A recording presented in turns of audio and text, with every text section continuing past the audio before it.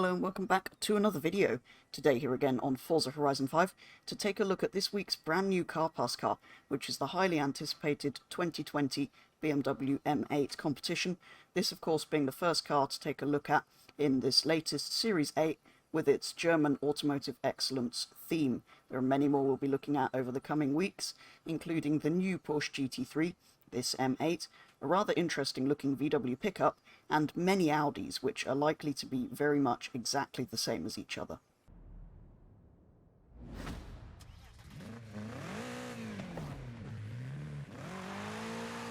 So, as I said, this BMW is a highly anticipated addition to Forza Horizon 5, and one that I've been particularly looking forward to.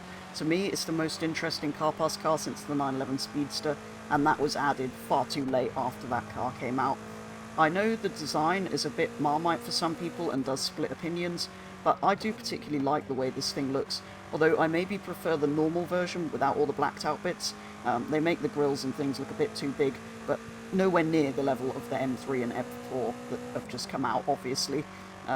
If it didn't have the blacked out bits, I think I would have gone for a black paint on it, but I think it's just a bit much with that colour on the trim as well. So I've gone for this rather nice blue colour.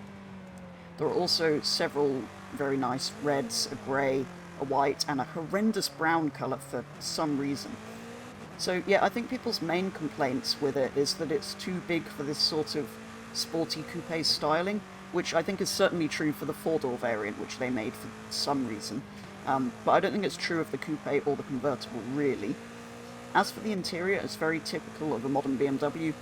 The M version doesn't have the lovely crystal gear selector that was on the sort of base model when it launched, and it has those ridiculously stupid red M buttons on the steering wheel, but apart from that, it's a very nice place to be, and I imagine in reality it would be a very, very comfortable car. Anyway, the looks and the interior aside, this is a ridiculously powerful car with a 4.4-litre V8 putting out 617 horsepower and 750 Nm of torque. Although all of the luxury interior bits, the massive body and the all-wheel drive system do mean it weighs as much as a small planet at 1,975 kilos. Despite this weight though, it claims to have a 0 to 60 of under 3 seconds according to BMW. I think it's about 2.8 0 to 62, which is the 0 to 100 kilometers obviously, and has a claimed top speed of 190. So here in Forza, that 0 to 60 feels about right. However, it does seem to get onto a top speed of over 200 just on the flat bit, which is more than it should, to be honest, unless it's limited in reality, which I don't think it is. And on the downhill, it got all the way up to 214, which is just way faster than it should be, but it is pretty incredible for a car this heavy. And on the twisty roads as well, it handles far too well for its weight and size. It is pretty incredible that they've managed to do that with a car this big. It just shouldn't drive like that. And it does start to begin to make sense a little bit as to why BMW actually market this as a sports car rather than a big GT, sort of, apparently. And it does handle very much like a sports car, but with the comfort of a GT and an incredible top speed. So it does kind of do everything. So yeah, I was very impressed by what this thing was like on the road, but now time to see how it handles the track. So, as with all other new cars in Horizon 5, I took the BMW for 5 laps of the festival to see what the best time I could get out of it was. So here in Forza it sits at A-Class 791 stock, meaning the time for it to aim for is somewhere in the mid-107s. Currently the fastest stock A-Class car on the leaderboard is the Ferrari P4, closely followed by the XJ220 and XJ13. So here on the track, the BMW, despite driving well out on the road, did start struggling with a bit of understeer when it was pushed harder. With that amount of weight and the all-wheel drive system sort of pushing it out wide on corner exit, it did struggle a little bit. I think in reality you can switch it to rear-wheel drive, which would have potentially been beneficial, although the weight of the all-wheel drive system would still be there, so it might be exactly the same. But that should really be an option in Forza like it is with the Mach-E. It should be with any cars that have that ability to switch from two-wheel drive to all-wheel drive. But yeah, it did, although it handled well on the road, the weight was quite apparent when on the track, which means the time it ended up setting was not all that excellent. So yeah, it did struggle a bit around the track in the end, the M8. So its lap time really isn't all that competitive. It's set a 108.5 as its fastest, so a full second off the 330 P4 that's top of A class, and that's only 780 PI, so that did quite well. It is a racing car, it is kind of designed to be on the track, but quite an old one. So I'd have expected this to be a little bit faster than that. It is kind of slightly disappointing, especially given how well it seemed to drive out on the road. So as for the customization on the BMW, there are a few unique and interesting options. There's a V10 and inline-6 engine swap option, as well as your usual Forza Aero and rear-wheel drive swaps. There is, however, this AC Schnitzer kit, which gives it a big carbon front splitter and generally more aggressive skirts and diffusory bits, as well as a wider lip spoiler on the back, which is quite good, because the one that was just sort of on the middly bit was a bit pathetic and tiny on the standard car on a car this big. It just didn't really make sense. And for some reason, if you put the kit on, you do get a horrible plastic number plate thing on the front, which is a little bit of a shame. So there is also a more aggressive rear wing option, as you see here, which you can put on if you prefer, although personally I think I'm happier with the more subtle lip spoiler upgrade, which I had on before. So, as the BMW starts towards the top of A already, I've gone and upgraded it to the top of S1 before returning to the festival and giving it another 5 laps to see what the best time I could get out of it was.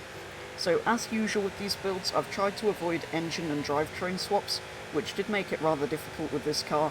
I did manage to get it to the top of S1, but it required full slicks, most of the engine parts, apart from the cams obviously, which are usually best to avoid, as much weight taken out as possible, racing gearbox fitted, and other bits, as well as retaining most of the AC Schnitzer kit, except I've added Forza front aero, which I don't mind too much, especially as it means we lose that horrible plastic number plate plinth that came with the Schnitzer kit for some reason.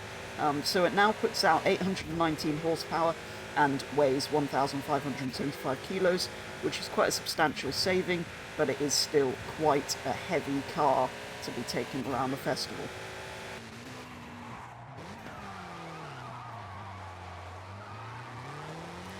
So, as with the stock version of the car, it did struggle a bit in a track environment to set a fast time, actually ending up being the slowest S1 class car I've taken round, with a time of 101.244, everything else being either a 1 minute or a 59 second. So yeah, not all that fast in the end around the circuit for the poor BMW M8, mostly just because it's quite big and heavy.